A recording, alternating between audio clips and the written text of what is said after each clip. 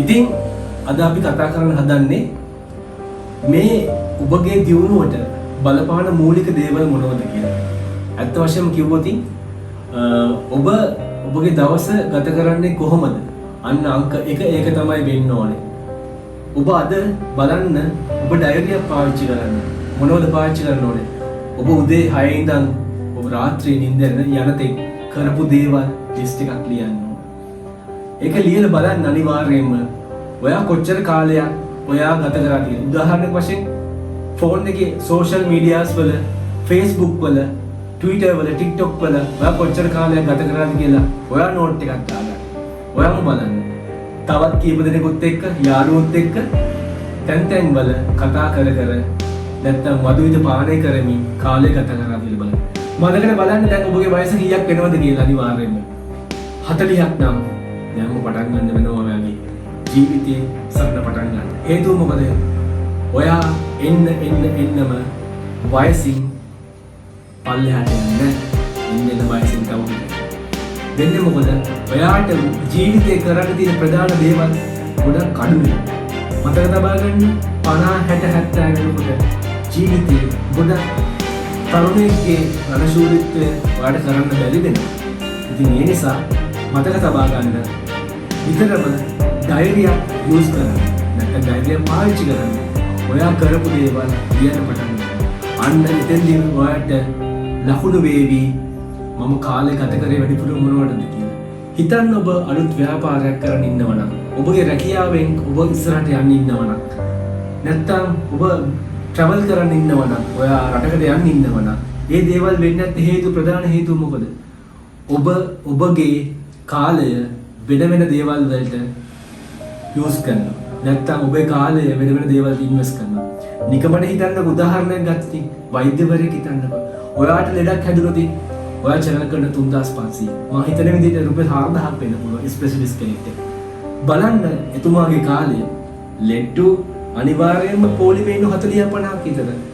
අපි එතුමාව හම්බ වෙන්නේ විනාඩි 15 20යි. අන්න දැක්කද වෛද්‍යවරයෙක්ට ඔයාගේ කාලය වෛද්‍යවරයාට යන කාලය බලන්න. ඔයා කාලේ නිකන් කාදමනවා. වෛද්‍යවරු ඉන්ජිනියර්ස්ලා බලන්නකෝ තව ඔයාගේ යාළුවෙක් හම්බෙන්න යනවා. ඉහළ කම්පැනි එක. අපොයින්ට්මන්ට් එකක් දෙන්න මොකද හවල් ඩේට් එකට මේ වෙලාවට එන්න කියලා. ඒගොල්ලේ කාලය වටිනවා. ඔයාගේ කාලය වටින්නේ නැහැ. ඔයා කාලේ කාදමනවා. ඒකනේ අපි කියන්නේ කාල කන්‍යා කියලා කියන්නේ ඒක තමයි. මොකද හිතන්නේ ජීවිතේ කරන්න ඕන දේවල් ගොඩක් එන්න වයසට යනවා. නමුත් කාලේ තියෙන එක්කෙනා කොහොම හරි කරලා දවසින් උපරිම ප්‍රයෝජන ගන්න. මේ වීඩියෝ ගත කරන අපි මේ වීඩියෝ එක කැමරා කරන වෙලාවේ මගේ සැලසුමක් තිබ්බා. මමත් මේ දේ සංකල්ප ප්ලෑන් කරගත්තා. මොකද හේතුව තමයි කාලය කියන දේ ඔයාටත් වටිනවා මටත් වටිනවා. එහෙනම් අද මේ වීඩියෝ එකේ මම කතා කරේ කාලය කළමනාකරණය කරන්න.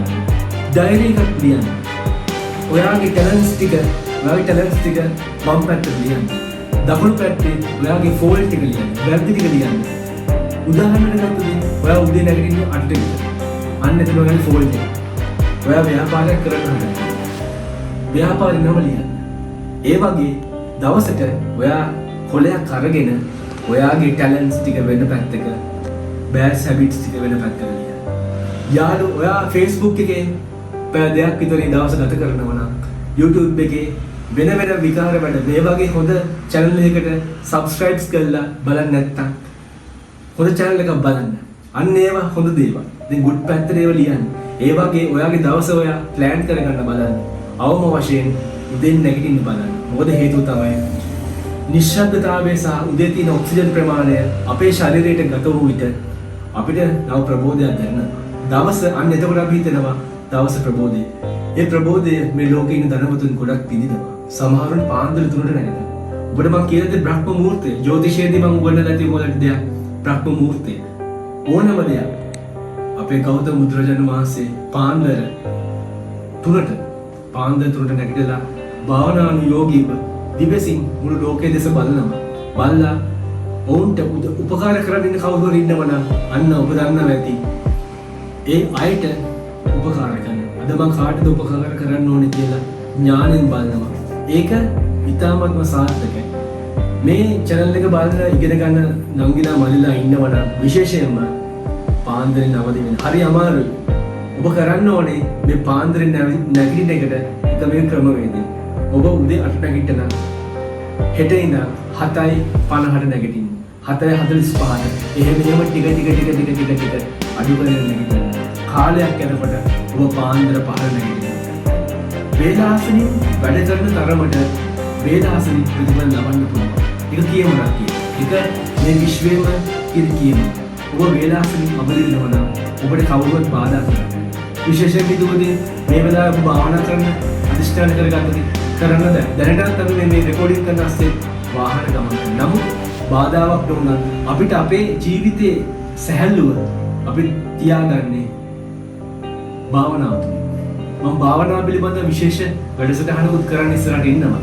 හේතුව තමයි ඔබ බලන්න මේ දුවන රේස් එකේදී ඔබ දවසට විනාඩි 30ක් නිහඬව ඉන්නවද කියලා. ඔන්න ඔබට නිහඬව ඉන්න නම් පාන්දර අවදි ගන්න. පාන්දර විනාඩි 30ක් ඉන්න බලන්න try එකක් දෙන්න. උත්සාහ කරන්න. එතකොට ඔබට පුළුවන් ඔබේ ජීවිතේ ඔයා මේ වෙලාවේ දැන් ඔබට අවුරුදු 40ක් කියමු නැත්නම් අවුරුදු 30ක් කියමු. මේ 30 ඇතුළතදී ඔයා කරපු දේවල් මොනවද? ඉතුරු අවුරුදු 30ට කරන්න යන දේවල් මොනවද? දකුණු පැත්ත වම් පැත්ත. අතීතය වම් පැත්තට ගන්න. දකුණු පැත්ත අනාගතයට ගන්න. මේ මොහොත මෙහෙම මොහොත ප්ලෑන් කරන්න. ඔබ හෙට උදේ රැකියාවට යන කෙනෙක් නම් තා විනාඩි 15ක් 20ක් කලින් යන්න. හේතුව තමයි ඔබගේ අනාගතයේදී ඔබගේ දක්ෂතාව සහ ඔබ කරන රැකියාවේ කැපවීම ඒ තුලින් ඔබට ප්‍රතිඵල ලැබෙනවා. ඉතින් අද අපි කතා කරේ ඩයරි එකක් තියාගන්න. කරපු දේවල් ලියන්න පටන් ගන්න. මේක සාරාංශයක් හිතා ගන්න. ඔයා කරපු දේවල් මොනවද? නොකරපු දේවල් මොනවද? ඔයා කරපු බෑඩ් දේවල් මොනවද? හැමදාම ඒක මාක් කර යන්න ඩයරි. කාලයක් යනකොට ඔයාලට තේරෙනවා right මම යන්න ඕන distance මම යන්න ඕන road එක මොකක්ද? හරිද වැරදිද කියලා මාර්ගය. ගොඩක් වෙලාවට තෝරගන්න ඕනේ ඔයාගේ දියුණුවේ මාවත. වැරදි මාවත නෙවෙයි. කාලය කියන්නේ හරිම සීමිතයි. දැන් 2025 වර්ෂයේ මාස 5ක් ගෙවුනේ ඉවරයි. තව සතියයි මේ මාසෙ ගෙවෙන්න තියෙන්නේ. එතකොට හිතන්නකෝ දැන් ඔයා කරපු ප්ලෑන්ස් ටික මොනවද කියලා. කො ප්ලෑන්? දැන් කරපු දේවල් මොනවද? දැන් ඔයා ප්ලෑන් කරනවා නම් මම මෙන්න මේ දේ කරන්න ඕන මේ දේ කරන්න ඕන කියලා මොනකද දෙයක් ගන්න ඕන මම ඉතිරි කරන්න ඕන කියලා හිතමුකෝ. ඉතිරි කරද්ද දැන් මේ වෙනකොට බලන්න ප්‍රයිස් එකේ රුපියල් 5000 තියෙනවා. නිකන් හිතන්නකෝ. දැන් බලන්නකෝ කට්ටිය දැන් මේ වීඩියෝ එක බලන කට්ටිය දන්නවා නෑ. ඉතින් ඔයා ෆේල්. නමුත් ඔයා ෆේල් නෑ. ඒ ෆේල් වෙන්නේ නැති හේතුව තමයි අපේ ලයිෆ් එකේ අපේ මනසට සහ සිතට එන කරුණු සිතුවිලි ප්‍රමාණය වැඩි. ඒකයි මම කිව්වේ ඔයාගේ හිත නවත්ත ගන්න එකම ක්‍රමවේදය භාවනා කිරීම. එක්තැන් වෙන්න, නිහඬ වෙන්න. දවසට විනාඩි 30ක් අනිවාර්යයෙන්ම තමන් තනි වෙලා තමන්ගේ ඩයරියක් අරගෙන ලියන්න. ඔයා ටික තමන්ගේ හිතත් එක්ක සම්බන්ධ වෙනකොට ඔයාට ලේසි වෙනවා. අපි කියන මේ විශ්ව ශක්තියත් ඔයාට පහදා දෙන්න ඉතාමත් පුළුවන්. හොඳයි මම හිතනවා මේ වීඩියෝ එකෙන් මම ඉක්මනට කියාගෙන ගියා. කාලය පිළිබඳව ඔයාලට ගොඩක් වටින නිසා. ඉතින් මේකෙන් හොඳ දෙයක් ගත්ත නම් අනිවාර්යෙන් කමෙන්ට් එකක් දාන්න මතක තියාගන්න. ඔයාගේ යාළුවන්ටත් ෂෙයා කරන්න, ලයික් එකක් දාන්න, සබ්ස්ක්‍රයිබ් කරලා අර බෙල් අයිකන් එක ක්ලික් කරලා ඉවරලා මේ වගේ වටිනා වීඩියෝස් තව ඔයාලට ගෙන්න ගන්න ඕන. ඒ නොටිෆිකේෂන්ස් එක ප්‍රෙස් කරගෙන තියාගන්න. ගොඩක් වටිනවා. මොකද හේතුව තමයි මේක අපි ප්‍රැක්ටිස් කරේ නෑ. අපි පුහුණුන්නේ මට හිතුණ දෙයක් මම කරා. මට ලැබුණු දේ මගේ මම කරලා ප්‍රතිඵල ගත්ත දෙයක් තමයි මම ඔයගොල්ලන්ට දෙන්නේ. මොකද හේතුව තමයි මගේ channel එකේ ඉන්න යාළුවෝ දිනු වෙනවා නැත්නම් මම හරි ආසයි. මොකද දිනු වෙන්න ඕනේ කියලා හිතනවා yes I want to win කියලා පොඩි කමෙන්ට් එකක් දාන්න. මොකද මට දිනන්න ඕනේ කියලා. මම උදව් කරන්න. මොකද හේතුව තමයි දැනුම කියන දේ ඇත්ත වශයෙන්ම ෂෙයා කරගන්න විතරක් අපේ ලංකාව වගේ දිනු වෙන පොතේ රටක ඇත්තටම වෙලා තියෙන්නේ තව කෙනෙක්ට හෙල්ප් එක ගන්න දෙන්නේ. තව කෙනෙක්ට යන්න දෙනවා නම් එයා එතනින් කට් කරනවා. එයා අයින් කරනවා. ඒකේ ලංකාවේ දක්ෂ කවුරුන් දීගෙන නැති ප්‍රධාන හේතුව වෙලා තියෙනවා. ඉතින් YouTube channel එකේ simple astro channel එකේ අපි මේ try කරන්නේ දක්ෂයන් තව ගෙනියන්න පුළුවන් නම් ඉදිරියට ගෙනියන්න මේ channel එකේ බලාපොරොත්තු අපි ඒකයි. ඉතින් ඔයාලට බොහොම ස්තුතියි.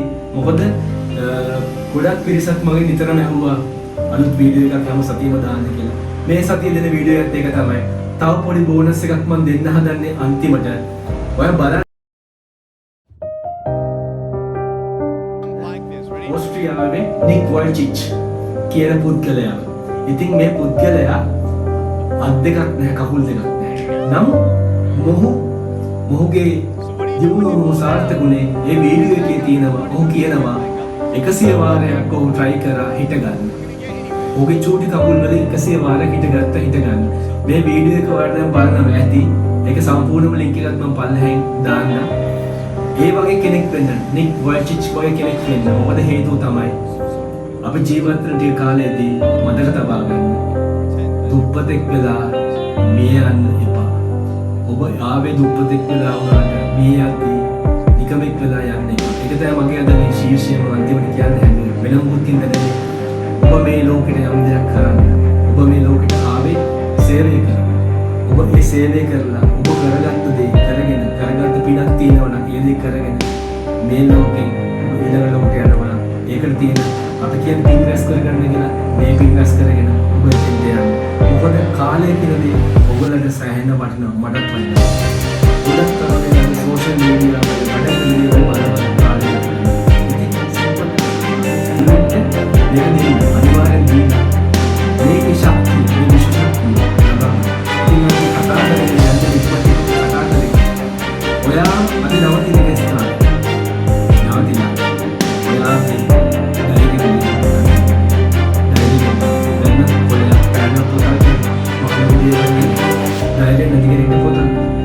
අරෙන් ලියන්න මගේ ටැලන්ට්ස් අද මොනවද කියලා 5ක් 10ක් ලියන්න. ගයිඩ්ස් ඇවිත් මොනවද තරක දේවල් මොනවද ඒවත් ලියන්න. ඉතින් ඒව ලියලා ඔයා කල්පනා කරන්න මම කතා කරන දේවල්. මොකද මම අන්තිම දේකුත් තව කියලා යන්න. බුදුරජාණන් වහන්සේ කිව්වේ ඒකයි. අනුන්ගේ දේවල් හොයනට වැඩිය තමන්ගේ දේ සෙවීම තමයි ප්‍රධානම දේ වන්නේ කියලා. ඉතින් තමාගේ දේ තමන් හොයන්න. එතකොට තමන් නිකම්ම දියුණු වෙනවා. තව කෙනකින් අහන්න ඕන. මතක තියාගන්න. මනසටයි සිතටයි නිතරම කන් දෙන්න. භාවනාව ඒකට උපයෝගී කරගන්න. දවසට විනාඩි 30ක් නිහඬවන්න. මොකද හේතුව තමයි අද ගොඩක් කට්ටියට විශේෂම තරුණයන්ට heart patient ප්‍රමාණය අද වැඩි වෙන ප්‍රධාන හේතුව වෛද්‍ය වාර්තාවල සඳහන් වෙලා තියෙනවා. ඉතින් ඒ නිසා ඔබගේ හුස්ම පාලනය මතක තබා ගන්න ඔබේ හෘද වස්තුවට ගොඩක් වටිනවා. ඒ නිසා මේ හෘද වස්තුව රැක ගන්න නම් ආශ්වාස ප්‍රශ්වාස හරියට කරන පුරුදු වෙන්න. ඉතින් මේ දේවල් තිබ්බට අපි කරේ නැහැ. අදවත් ඔයගොල්ලෝ මේ දේ කරන්න පටන් ගන්න ඕන. අනිවාර්යයෙන්ම මේ වීඩියෝ එක තුලින් මොන හරි දෙයක් ගත්තා නම් අනිවාර්යෙන් කමෙන්ට් එකක් දාන්න අමතක කරන්න. හොඳයි. අදට ඇති කියලා හිතෙනවා. මොකද ගොඩක් දේවල් කරුණු කියවුණා. මට කියවන්න ඕන දේවල් අද මම ඔබට ප්‍රකාශ කරනවා. එහෙනම් තවත් දවසක ලබන සතියේ අලුත් වීඩියෝ එකක් ගෙන තමයි මගේ බලාපොරොත්තුව තියෙන්නේ. අපේ තව channel කීපයක් ඉදිරියට කරන්නත් අපි පොඩි අදහසක් තියෙනවා. වෙනම පුත් නිසා නෙවෙයි. ඔයාගේ ජීවිතයට අවශ්‍ය වෙන ගොඩක් දේවල්. ඉතින් ඒවා යම් මාතෘකා යටතේ අපි කරන්න හදන්නේ. ඉතින් අහගෙන සිටින ඔය සියලු දෙනාට බොහොම ස්තුතියි. එහෙනම් ගියේ දෙන්න